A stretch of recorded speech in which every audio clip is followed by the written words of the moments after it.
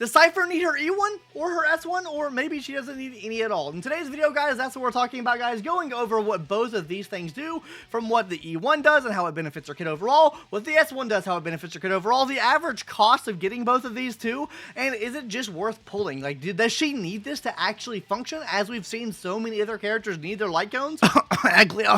Anyways, guys, let's go ahead and hop into it here, starting off with the E1 first. So the E1, guys, is basically increasing the amount of recorded damage you do by 150% of the original damage value recorded. So this is not like a 2.5x buff or whatever you might think it is. This is literally like a 1.5x buff. Like, it's not really that much of an increase, but it is nonetheless an increase. So it will bring her overall true damage up, which makes her kind of more sustainable on her own, and honestly makes her more of a DPS fiend in a lot of teams. We'll touch more on that in a second here, guys. The second thing this does is whenever you're using a follow-up attack, you're increasing her attack by 80% here. Now, what I was going to say before is I really do feel like this can help her out in her a lot of her like low damaging teams, or if you're running her in a low damaging squad, having the ability to increase the amount of damage she's able to record, it's actually a lot better for her overall damage. It makes her a better sub DPS in the grand scheme of things, and it makes her, I don't even know, free to play. It's not free to play friendly, but I don't even know the word to describe it, right? Let's say you had a Fei Xiao team at E0 S0, right? This makes her work better in that E0 S0 Fei Xiao team than having to put more investment into your Fei Xiao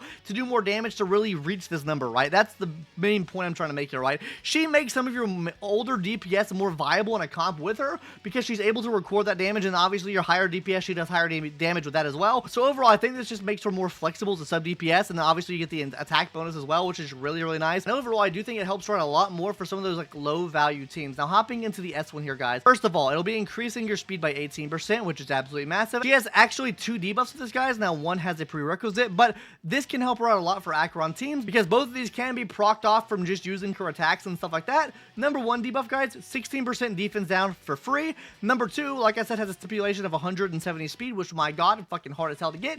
But hey, yo, another 8% defense down, so you're getting a maximum of 24% defense down with this W engine or light cone. What the fuck am I saying?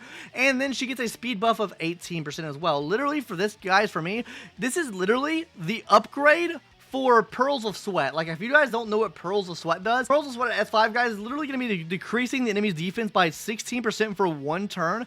This does that bar for bar, and then a free speed increase, and then you get more defense down when at 170 speed. This is literally, bar none, just the upgraded Pearls of Sweat, and you already know how good that is, right? Now, talking about the real value of this, right? Obviously, it's really good for her, right? It makes her really viable for Acheron teams as well, whereas right now, she's not really that viable for Acheron teams unless you run that Pearls of Sweat light cone like we mentioned before. If we talk about her overall kit, she really does want this speed, so if you can't reach 170 speed, this is going to be absolutely essential for her, or I feel like it could be absolutely essential for her anyways, because you really want to be hitting that 170 speed threshold to be able to make sure you're maximizing on the crit rate, which I guess it doesn't matter too much, but really the increased tally that you're getting from this move, right? Because it's going to be increasing the amount of tally you can get from damage by 100%, which is absolutely massive. Also, just speed in general will make her take more turns in the action order, which leads to more overall debuffs. So I feel like this is going to be really good for the Acheron S team if you were looking to run her on an Acheron S team. And another draw with this W engine as well is it can be ran on every single Anhility character in the game, because this light cone will be working on characters like Acheron, right? Acheron can use Pearls of Sweat, especially if you're not doing enough debuffs with the team. It can really work there for her. Black Swan, you get defense down. Like, it's not better than Black Swan's light cone, but still really good. Characters like Kafka, really good. Like, literally for every single one of these characters, barring maybe Sampo. Hey guys, I noticed when I was editing that I didn't mention something that I think I should mention here with this as well, when I'm talking about how good this currently works with the units we have in the game. This is also going to work really well for characters we get in the future as well, and I'm going to quickly kind of go into that, right? Because a lot of the characters we get right now follow along this damage formula. This is how you get damage out. Now, this is barring true damage, of course, but just your standard damage calculations, a lot of our characters now give themselves a lot of base damage, right? So whether that be attack, whether that be HP scaling, whatever that is, they give themselves a lot of this already. A lot of our characters now, like take the Herta for example, right? Or even some of the new characters we get, a lot of crit rate, a lot of crit damage on their own, right?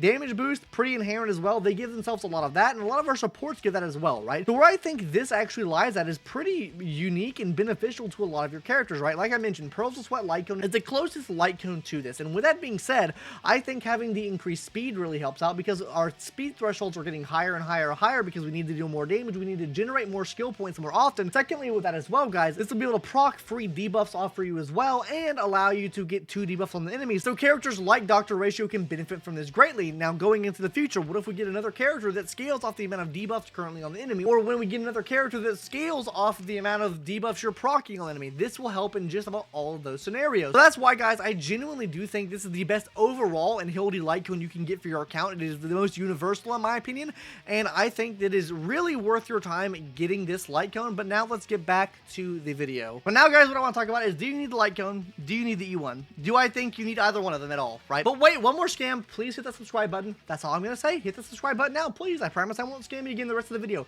Hit the subscribe button. Back to the video. For real this time. I think S1 is a really good pickup for your account, genuinely. I don't think you need either of the two. I think if you have Pearls of Sweat, you'll be fine.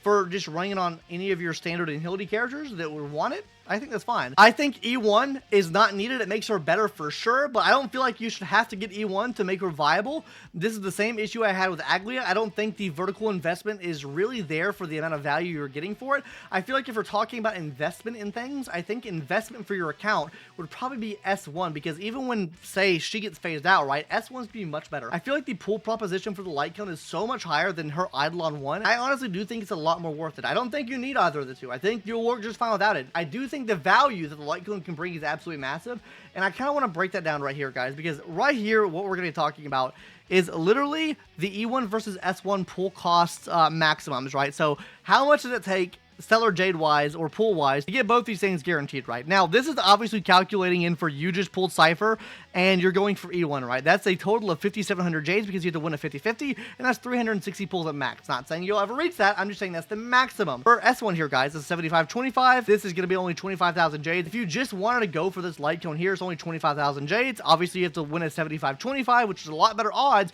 than a 50-50, right? So you have a much better chance of getting this in less pulls, and obviously the pulls overall are 80 instead of 90 to hit max pity. So overall, like, it is a lot cheaper to get this than it is to get this. Obviously, guys, the cost of getting this Lytcone is a lot cheaper than the cost of getting an Eidolon here, and I feel like the pros of this Lytcone really do and truly outweigh the pros of what her Eidolon 1 is. Now, what I want you to do now, guys, is hit that subscribe button, because I actually have a video that I'm going to be releasing here in a couple days where I go over Cypher herself as a character. I do feel like there's a genuine case to be made to not even pull for Cypher and just get the Lytcone instead. I feel like the Lytcone is that good universally for your account that you could just maybe bypass Cypher as a whole and just go for this. But if you want to see that video, go ahead and hit that subscribe button now. Let me know your thoughts in the comment section down below. I would love to hear what you guys think on this. And that's really going to do it for today's video, guys. Hopefully you enjoyed. Subscribe if you haven't already, and I'll see you in the next one, guys. Later. Bye-bye.